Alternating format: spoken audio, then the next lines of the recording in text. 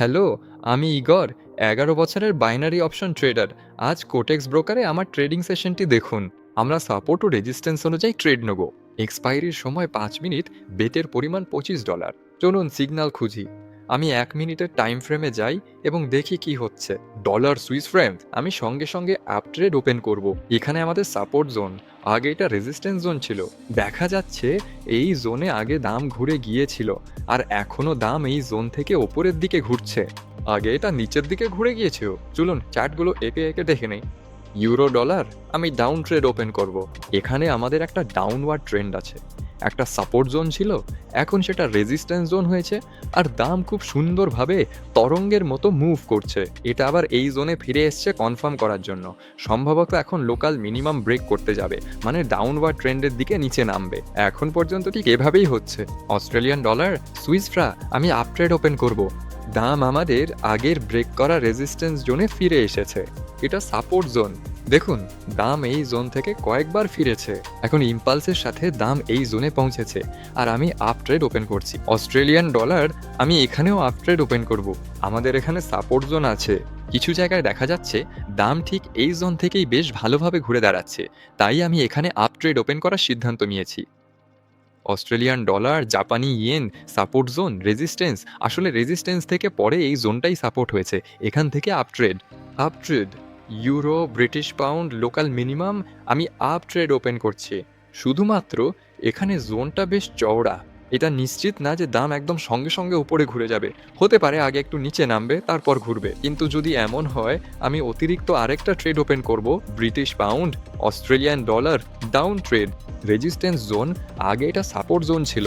দাম ইম্পালসিভ মুভমেন্টে এই জোন পর্যন্ত পৌঁছেছে। এখানে আমি রিভার্সাল ট্রেড ওপেন করছি। চলুন দেখি আমাদের কি হচ্ছে। ইউরো ডলার আপাতত মাইনাসে আছে। অস্ট্রেলিয়ান ডলার, সুইস ফ্র্যাঙ্ক আপাতত সামান্য মাইনাসে আছে। অস্ট্রেলিয়ান ডলার আপাতত প্লাসে আছে। আর খারাপও না, ডলার সুইস ফ্র্যাঙ্ক এখন মাইনাসে। ২ মিনিট পার হয়ে গেছে। চলুন ট্রেডগুলো ডুপ্লিকেট করি। ইউরো আর ডলার হয়তো ডুপ্লিকেট করব।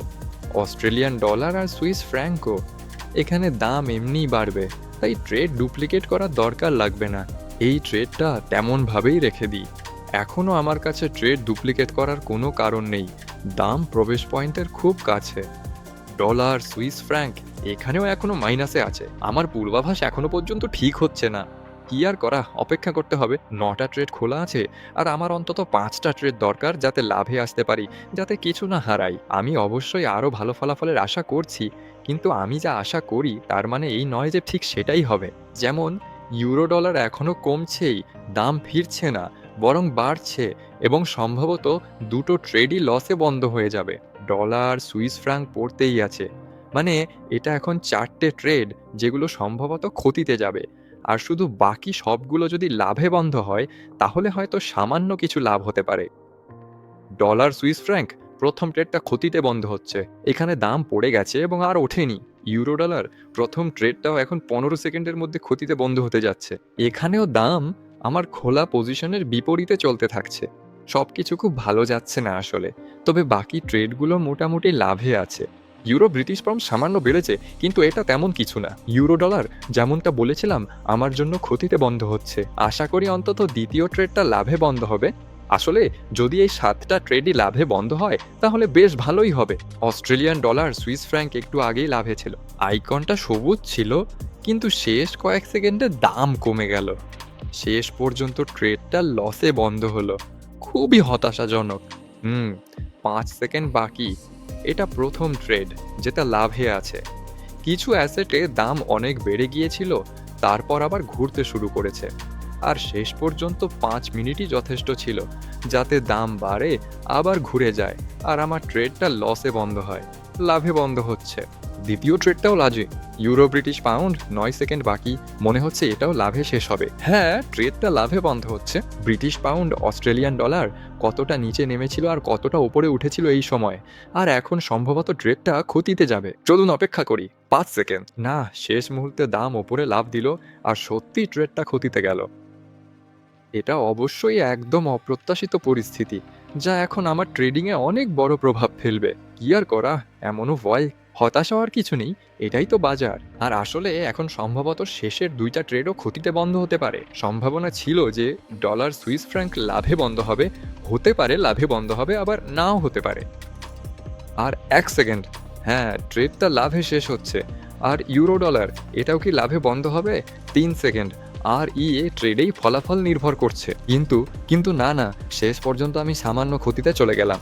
৯টা ট্রেডের মধ্যে ৫টা ক্ষতিতে বন্ধ হয়েছে। এই ট্রেডটা যথেষ্ট ছিল না। আজ অনেক ট্রেড শেষ। সেকেন্ডে লসে বন্ধ হয়েছে। আবার ইউরো ডলারে সময়ের অভাবে লাভ করা সম্ভব হয়নি। তবে যাই হোক, ফলাফল নথিভুক্ত হলো। আজকের আমার ফলাফল এটাই। ট্রেডিং সবসময় লাভ দেয় না, এটা সবসময় মনে রাখা উচিত। তাই আমি শুধু নির্দিষ্ট পরিমাণে ট্রেড করি, এবং যখন ড্রডাউন হয় তখন আমার ব্যালেন্স এত দ্রুত কমে না যতটা দ্বিগুণ করে বা মার্টিনগেল সিস্টেমে ট্রেড করলে হতো। আজ এই পর্যন্তই বন্ধুরা। ভিডিও ডেসক্রিপশন দেখুন, সেখানে সব শিক্ষণীয় লিঙ্ক পাবেন। আমি কিভাবে সাপোর্ট ও রেজিস্ট্যান্স ব্যবহার করে চার্টে এন্ট্রি পয়েন্ট খুঁজি তা জানতে চাইলে সেগুলো দেখে নিন। সবই ফ্রি, রেজিস্ট্রেশন ছাড়াই সবকিছু সবার জন্য উন্মুক্ত। আজকের কথা এটাই। চ্যানেলটি সাবস্ক্রাইব, লাইক ও কমেন্ট করুন। শুভ ট্রেডিং। কম হোক সেই সব ট্রেড যেগুলো শেষ মুহূর্তে লসে বন্ধ হয়। আবার দ্রুতই দেখা হবে। সবাইকে বিদায়।